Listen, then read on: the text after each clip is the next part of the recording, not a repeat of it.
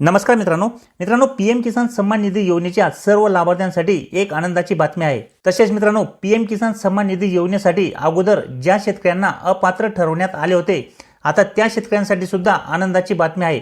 कारण की त्यांना सुद्धा आता पीएम किसान सन्मान निधी योजनेचा 16वा हप्ता हा दिला जाणार आहे।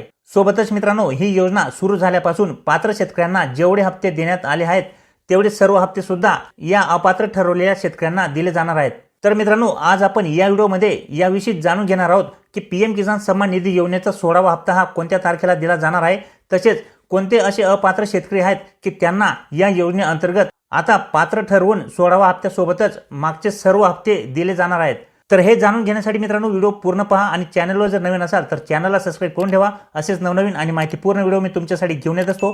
तर चला मित्रांनो व्हिडिओ सुरू करूया आणि जाणून घेऊया की पीएम किसान सन्मान निधी योजनेचा 16वा हप्ता हा कधी मिळणार आहे। तसेच या योजनेअंतर्गत ठरवण्यात आलेले अपात्र शेतकरी असे कोणते आहेत की ज्यांना आता पात्र करून 16व्या हप्त्यासोबतच मागचे सर्व हप्ते हे दिले जाणार आहेत।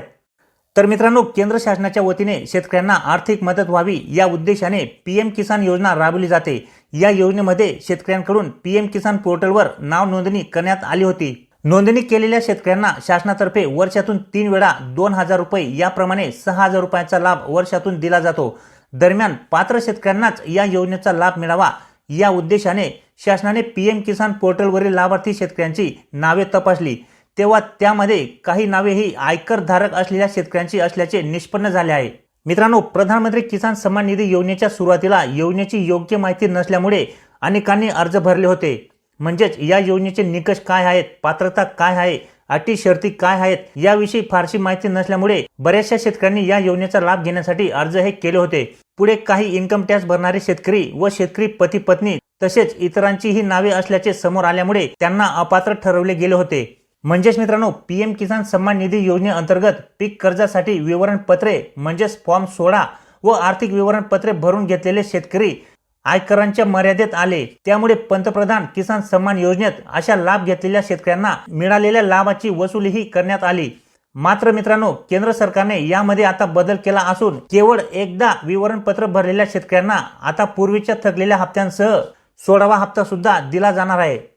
म्हणजेच मित्रांनो सरकारच्या निर्णयानुसार आयकर भरणारे शेतकरी, शासकीय कर्मचारी, अधिक उत्पन्न असलेल्या शेतकऱ्यांना लाभ नाकारला होता, त्यांच्याकडून लाभ वसूल केला जात होता। केंद्राने आता या अटीमध्ये बदल केला आहे।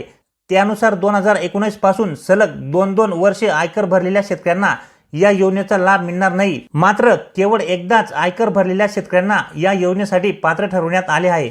तसेच मित्रांनो पीएम किसान सन्मान निधी योजनेचा 16वा हप्ता हा फेब्रुवारी अखेरीस दिला जाणार आहे। तर अशा प्रकारे मित्रांनो आता केंद्र सरकारने आपल्या नियमांमध्ये बदल केला असून केवळ एकदा विवरणपत्र भरलेल्या शेतकऱ्यांना आता पूर्वीच्या थकलेल्या हप्त्यांसह फेब्रुवारीच्या अखेरीस देण्यात येणारा 16वा हप्ताही मिळणार आहे। तर व्हिडिओमधील माहिती तुम्हाला आवडली असेल मित्रांनो तर लाईक नक्की करा। चॅनलवर नवीन असाल मित्रांनो तर चॅनलला सबस्क्राइब करून ठेवा। तर भेटूया मित्रांनो पुढच्या व्हिडिओमध्ये, तोपर्यंत नमस्कार।